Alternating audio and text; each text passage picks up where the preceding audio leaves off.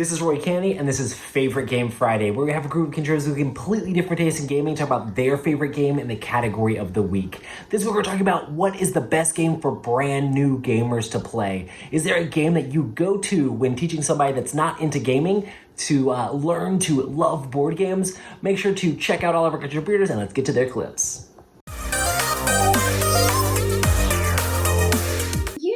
Are you new here? Well, let's play a game.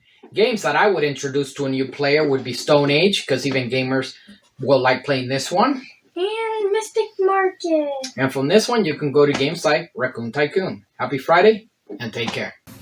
In the before times, I would have great luck teaching new gamers about the wonderful world of cooperative games with this game called Pandemic. People seem to be turned off by this theme these days. However, I have found that good luck with a replacement for Pandemic called Solar Storm. It's a smaller game but has a very similar vibe, and a lot of people really responded to this. Some new gamers, I taught them Deckscape, the test time, and they really enjoyed this. I'm surprised how well this one did for bringing people together in a cooperative game. And then, of course, there's always The Crew, which people really seem to respond well to this as a cooperative trick-taking game. So, thanks a lot. Assalamu alaikum.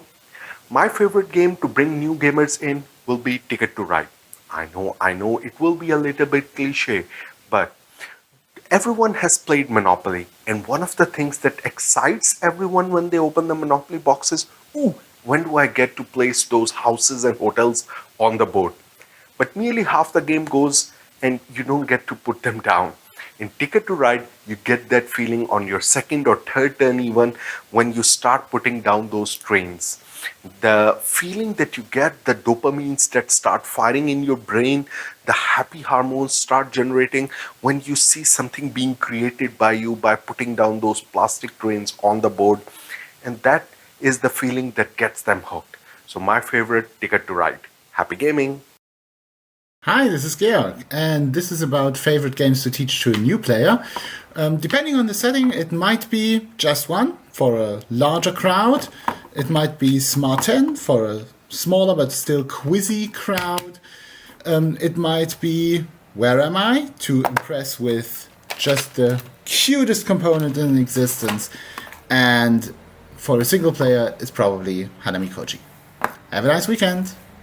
Hey, Favorite Game Friday. Jared here from the Meeple Mentor YouTube channel, home of board game tutorials, news, and a podcast. And since this week we're going to talk about the game that we would first introduce to new players or a new gamer, I would have to go with Carcassonne. Not only is it a classic and sort of one of the early Euro games that hit the US market, it just teaches so much that has taken off from there in other forms of board gaming. You've got meeples, you've got tile placement, you've got area control, you've got victory points, and all these things we kind of take for granted, but these are all concepts that are nicely introduced in this game. And as far as understanding, this game is very easy to learn, and it's just simple to say, hey, on your turn, you're going to draw a tile and place it, and then decide if you want to place a guy there. And that's pretty much all you have to do, and I think that is a really good first start for a lot of people without too much decision making. But after their first play, they can see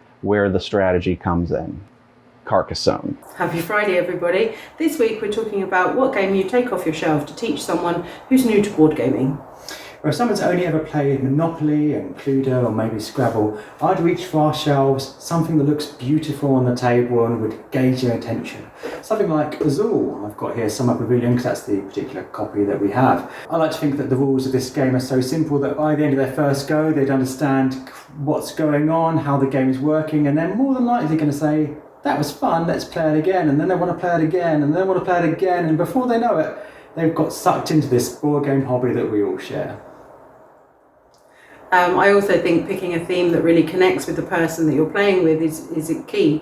So, for example, someone who loves Disney, we've taught Villainous to. Someone who loves cats. There's quite a lot of cat games out there. One that I'm picking this week, though, is Trekking the World. I think that theme of travel connects with a lot of people, and in this game, you're using your cards in a way that they might not have seen before. You're using them for travel and to collect your journeys that you're going on is different to the kind of thing that they might be used to in a card game or a board game? Hello, this is the game Chalet. The game I would teach to beginners is Dice Forge. It's fast, fun, and easy to teach. Bye!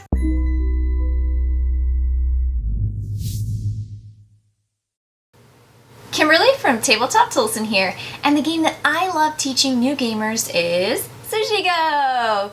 I like this because it has card drafting as the core mechanic, and a lot of new gamers haven't experienced how fun and interactive and strategic card drafting can be, and Sushigo is so adorable. Hey Adam, what do you think? Oh, I think that's a pretty neat pick, Kim. For me, I like to teach new gamers for sale.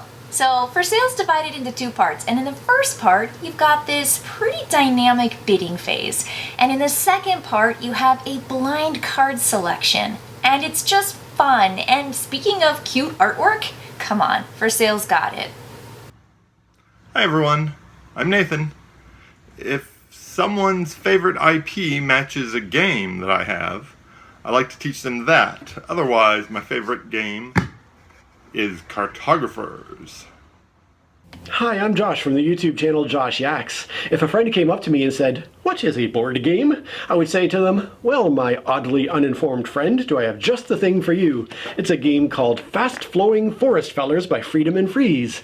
It's perfect for new gamers because the goal is easy to understand in that it's a simple race game where the goal is to be the first to cross the finish line. All you do on a turn is choose a card to play and move that number of spaces, and then beyond that, you just have to learn a few rules about how things are manipulated along the river, and then you're off to the races."